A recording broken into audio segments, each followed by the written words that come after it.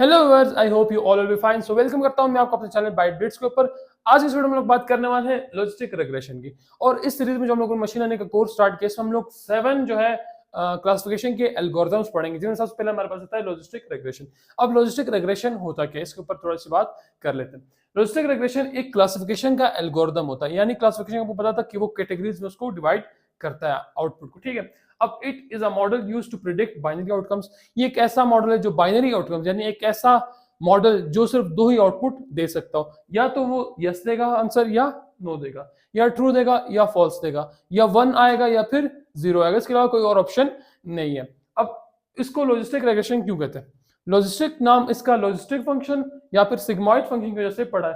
Sigmoid function एक ऐसा function है जिसका आउटपुट हम लोग क्लासिफाई करेंगे कि वो सिर्फ यस बने या फिर नो बने। तो अब इसको एक रियल लाइफ एग्जांपल के थ्रू इंप्लीमेंट करने की कोशिश करते हैं। हमारे पास जो एग्जांपल है वो है कि एक पर्टिकुलर स्टूडेंट एक एग्जाम को पास करेगा या फिर उसमें फेल होगा बेस्ड ऑन स्टडी हार्स, यानी एक स्टूडेंट कितने घंटे पढ़ता है उसके हिसाब से वो एक एग्जाम को पास करेगा या फिर उसमें फेल होगा। हम इस जो एग्जांपल इसको सॉल्व नहीं करने वाले, हम सिर्फ इससे ये समझने वाले हैं कि हमारा जो लॉजिस्टिक रिग्रेशन है वो वर्क किस तरह से करता है। अब सिंपल सा आपका जो सिग्मॉइड फंक्शन है वो इस तरह से होता है, लेकिन इसको हम लोग थोड़ा सा कन्वर्ट करेंगे इस प्रॉब्लम को सॉल्व करने के लिए। यहाँ हमारे पास जो प्रोबेबिलिटी होगी वो y इज इक्वल टू 1 होगी। आप लोगों में से जिसने प्रोबेबिलिटी पढ़ी होगी उसको पता होगा कि जो प्रोबेबिलिटी की आउटकम आता है, जो प्रेडिक्शन होती है, वो 0 और 1 के बीच में होती है, या वो 0 होती है या 0.1 0.2 कुछ भी हो सकती है अप टू 1।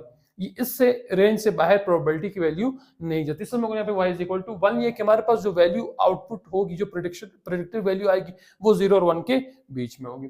अब हमारे पास ये e rest power minus z हमारे पास क्या है, एक एक्सपोनेंशियल फंक्शन है।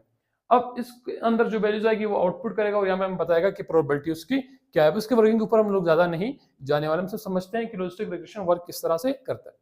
अब इफ हमारे पास दो कंडीशन हो सकती है। पहली ये कि अगर जो हमारा आउटपुट है, यहाँ जो भी आउटपुट यहाँ पे मिलेगा इसको, वो 0.5 से ग्रेटर हो। अगर 0.5 से ग्रेटर है तो हम कहते हैं कि हमारा जो स्टूडेंट है वो पास है। अगर 0.5 के इक्वल होता है या फिर लेस होता है तो हम कहते हैं हमारा स्टूडेंट जो है फेल है।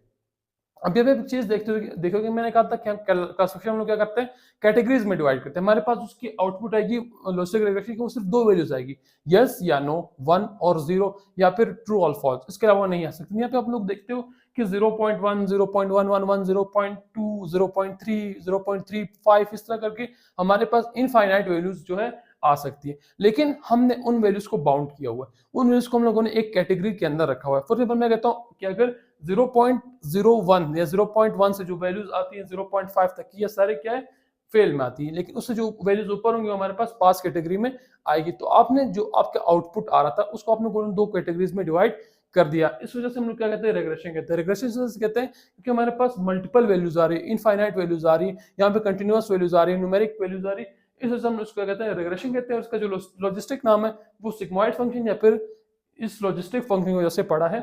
इस तरह से जो है हमारा लॉजिस्टिक रिग्रेशन जो है काम करता है। सो व्यूअर्स, आई होप आप लोग को ये वाली वीडियो समझ में आएगी। अगर आप इस तरह की और भी रिग्रेशन एल्गोरिथम या फिर क्लासिफिकेशन एल्गोरिथम देखना चाहते हैं तो हमारे चैनल की जो प्लेलिस्ट है उसको लाजमी से विजिट करिए। यहाँ पे हम आपको मशीन लर्निंग कंसेप्चुअली जो है अच्छे से पढ़ाने की कोशिश करेंगे।